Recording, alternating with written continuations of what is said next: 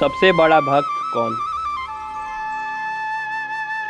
एक बार फिर देवर्षि नारद के मन में यह अभिमान पैदा हो गया कि वे भगवान विष्णु के सबसे बड़े भक्त हैं। वे सोचने लगे, मैं रात दिन भगवान विष्णु का गुणगान करता हूँ, फिर इस संसार में मुझसे बड़ा भक्त और कौन हो सकता है। किंतु पता नहीं श्री हरि मुझे ऐसा समझते हैं या नहीं। यह विचार कर नारद भगवान विष्णु के पास क्षीरसागर में पहुँचे और उन्हें प्रणाम किया। विष्णु जी बोले, आओ नारद, कहो कैसे आना हुआ। नारद बोले, भगवान मैं आपसे एक बात पूछने आया हूँ।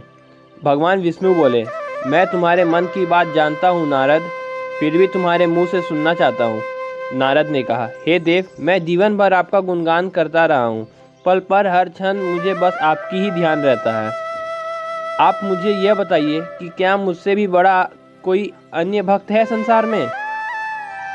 भगवान विष्णु समझ तो पहले ही गए थे कि नारद को अपनी भक्ति पर अभिमान पैदा हो गया है, किंतु अपने मन की बात छुपाकर वे बोले, नारद, इस प्रश्न के लिए तो तुम्हें मेरे साथ मृत्युलोक चलना पड़ेगा। नारद बोले, ठीक है भगवान, मैं मृत्युलोक चलने के लिए तैयार हूँ। भगवान विष्णु नारद को लेकर मृत्युलोक चल पड़े। धरती पर पहुंचकर दोनों ने किसान का वेश धारण किया और एक गांव के किनारे बनी एक झोपड़ी की ओर चल पड़े।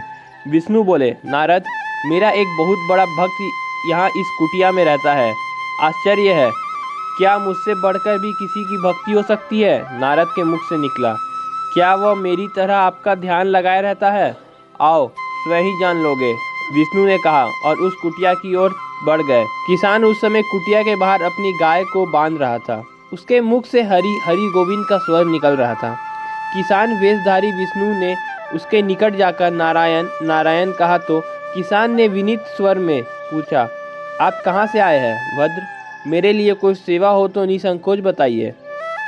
किसान वेशधारी भगवान विष्णु ने कहा, हम नगर जा रहे हैं, पर अंधेरे घिरने लगा है, वन में जंगली पशुओं का डर है, इसलिए रात भर आश्रय चाहते हैं।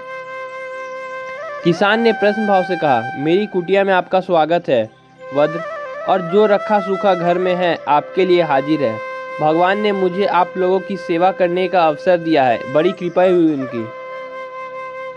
बाहर दलान ने एक खटिया पर दोनों को बिठाकर किसान अंदर गया और अपनी पत्नी से कहा, देवी, दो अतिथि आए हैं। किसान की पत्नी उस समय अपने बच्चों को भोजन परोस रही थी। धीरे से आटे का बर्तन दिखाती हुई बोली, घर में इतना सा ही आटा है और ये बच्चे और भोजन मांग रहे हैं। किसान बोला, कोई बात नहीं, हम अतिथियों को भर पेट भोजन कराएंगे, तुम बच्चों को आज कांजी बनाकर पिला देना। नारद और भगवान विष्णु ने उन दोनों का सारा वार्तालाप सुना, फिर भी परीक्षा के लिए भोजन की थाली पर बैठ गए।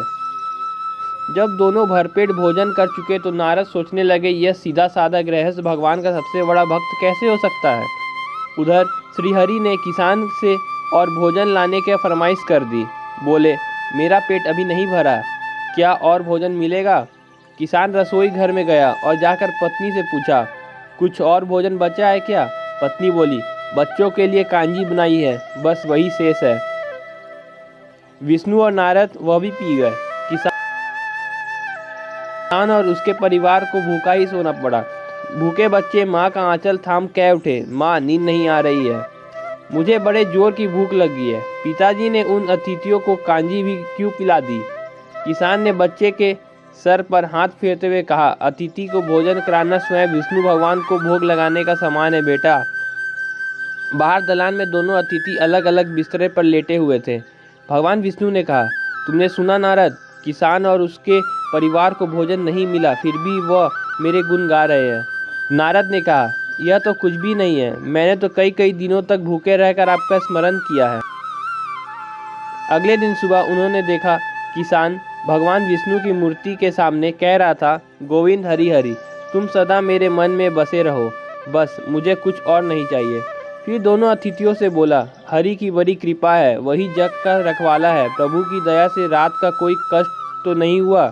जब तक आपका जी चाहे तब तक आप दोनों यहाँ रहे, मैं खेत पर जा रहा हूँ। किसान वेशधारी श्री हरि बोले, हम भी तुम्हारे साथ चलेंगे, यदि तुम्हें कोई आपत्ति ना हो तो। नारद और विष्णु भगवान किसान के साथ उसके खेत पर गए। किसान बोला, यही है अपना खेत, अब मैं अपना काम करूँगा, गोविंद हरि हरि। नारद बोले, तुम तो सत्पुरुष हो, भगवान के बड़े भक्त हो, हर घड़ी उनका नाम लेते रहते हो। किसान बोला, अरे कहाँ, काम से जब भी थोड़ा बहुत समय मिलता है तभी उनका नाम लेता हूँ। नारद ने पूछा, कब कब मिलता है समय?